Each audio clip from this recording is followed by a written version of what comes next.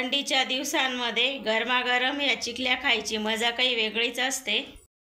करायलाही एकदम सोप्या आणि सर्वजण अगदी आवडीने खातील अशा या चिकल्या तुम्ही एकदा नक्की करून बघा। नमस्कार मैत्रिणींनो, स्वागत आहे तुमचं पुष्पा पाटील किचन मध्ये। रोज रोज भाजी पोळी खाऊन खाऊन आपण कंटाळून जातो। या थंडीच्या दिवसांमध्ये काहीतरी गरमागरम खावं असं वाटतं। असाच एक पदार्थ आज आपण करणार आहोत। घरातले सुद्धा सर्वजण आवडीने खातील, तो म्हणजे डाळ चिकल्या। आणि करायलाही आपल्याला खूप सोपं पडतं। डाळ चिकल्यांना कोणी कोणी डाळ चकोल्या म्हणतं, गुजरातमध्ये डाळ ढोकली म्हणतात, पण आमच्याकडे यांना डाळ चिकल्याच म्हणतात। रात्रीच्या जेवणासाठी बेस्ट असा पर्याय आहे। तर लगेच रेसिपीला सुरुवात करू। वरण चिकल्या करण्यासाठी मी इथे अर्धी वाटी तुरीची डाळ घेतलेली आहे। मी ही 3 लोकांसाठी घेतलेली आहे डाळ। ही डाळ आता आपल्याला 2-3 पाण्याने स्वच्छ धुवून घ्यायची आहे। कुकर मध्ये डाळ शिजवण्यासाठी पाणी टाकून घेतलेलं आहे। स्वच्छ धुतलेली डाळ त्याच्यामध्ये टाकून घ्यायची आहे। याच्यामध्ये आता आपल्याला थोडेसे शेंगदाणे घालून घ्यायचे आहे।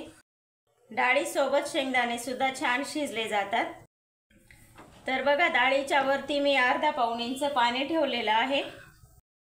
याच्या आपल्याला आता 3 ते 4 शिट्ट्या मीडियम गॅसवर करून घ्यायच्या आहेत।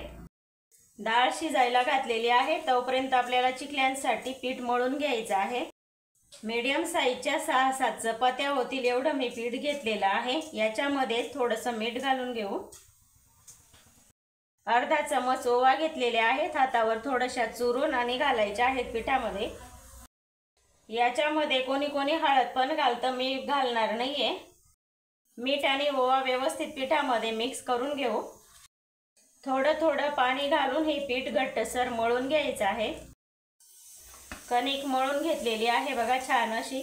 पुरीच्या पिठापेक्षा थोडीशी पातळ आणि आपण नेहमी पोळी करतो त्याच्यापेक्षा थोडीशी घट्ट अशी ही कणिक मळायची आहे। याच्या आपल्याला आता चिकल्या लाटून घ्यायच्या आहेत। असं तेल लावून हा गोळा एकदा परत व्यवस्थित मळून घ्यायचा आहे। मी आता याचे थोडे मोठेच गोळे करून घेणार आहे। मी इथे असे मोठे गोळे करून घेतले बघा, 4 गोळे केलेले आहेत। त्यापैकी एक गोळा घ्यायचा आहे। हे 3 गोळे आपण साईडला ठेवू। हा गोळा परत एकदा थोडासा मळून घेऊ आणि एकसारखा करून घेऊ।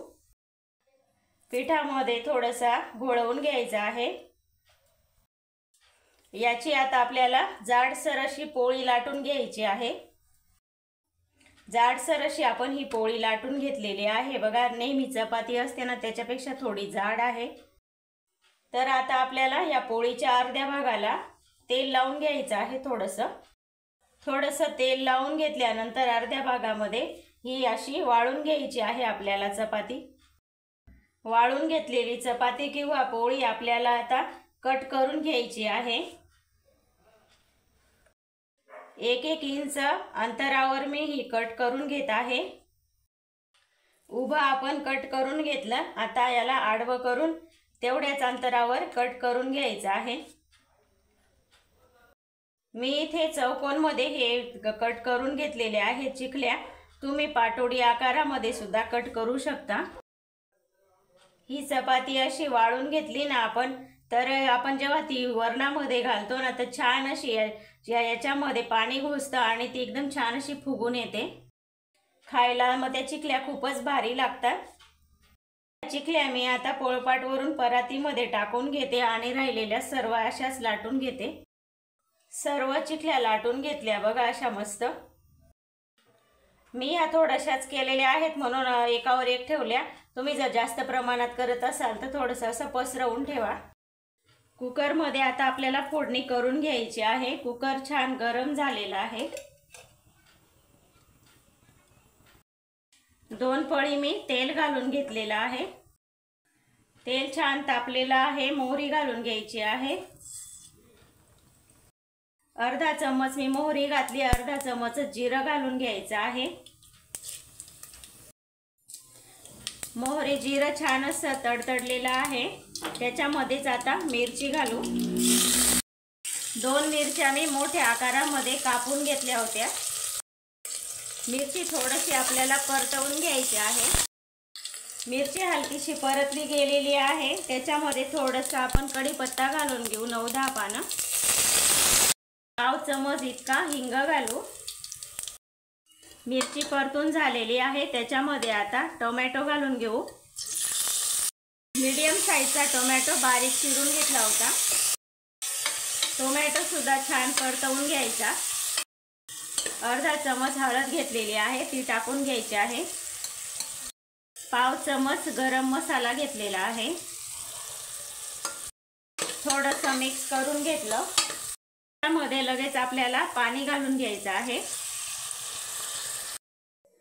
पाणी घालून घेतलं। आता हे आपण शिजवून घेतलेलं वरण घालून घ्यायचं आहे। शिजवून घेतलेलं वरण घालून घेतलं आणि त्या वरण पाण्याला छान अशी उकळी आलेली आहे। याच्यामध्ये चवीनुसार मीठ घालून घ्यायचं आहे। मीठ घालताना लक्षात ठेवायचं आहे, आपण जे पीठ मळून घेतलं चिकल्यांसाठी त्याच्यामध्ये सुद्धा आपण मीठ घातलं होतं। मी इथे 2 ग्लास पाणी वापरलेलं आहे या चिकल्या करण्यासाठी। अजून आपण लागेल तसं पाणी घालू। कधी पण वरण चिकल्या करताना अशी वरणाला खळखळून उकळी आली ना, तेव्हा चिकल्या घालायच्या। बघा, आता आपण या केलेल्या चिकल्या एक एक करून घालून घेऊ। चिकल्या घालताना कधी पण अशा एक एक घालायच्या, म्हणजे त्या अशा एकावर एक अशा चिपकून बसत नाही। थोड्याशा चिकल्या घातल्या ना तर असं मिक्स करून घ्यायचं। सर्व चिकल्या मी घालून घेतल्या आणि व्यवस्थित असं मिक्स करून घेतलं।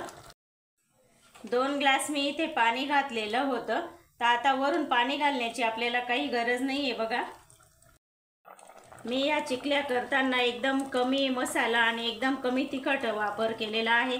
मी फक्त हिरवी मिरची टाकलेली आहे। तुम्ही याच्यामध्ये लाल तिखट किंवा गरम मसाला सुद्धा आपण ठेवण्याचा असतो ना आपला, तो सुद्धा घालू शकता। कोथिंबीर घालून घ्यायची आहे। तर बघा, हे असं आपलं वरण आहे। तर कुकर लावण्याच्या आधी ना चेक करून बघायचं।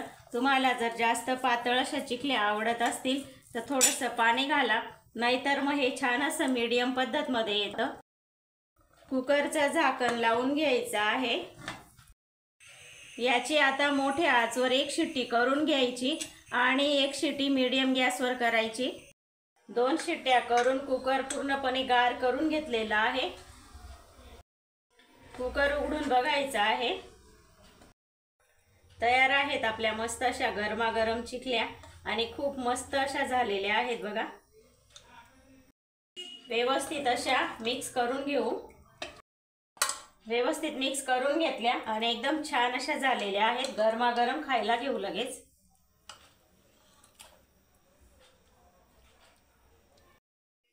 एकदम छान अशा आपल्या चिकल्या झालेल्या आहेत। मस्त अशा, एकदम घट्ट नाही पातळ नाही, मस्त अशा झालेल्या आहेत। सोबत मस्त लिंबू आहे, लोणचं आहे।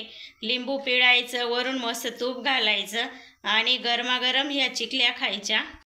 तर तुम्हाला ही रेसिपी आवडली असेल तर लाईक, शेअर, सबस्क्राईब करायला विसरू नका। धन्यवाद।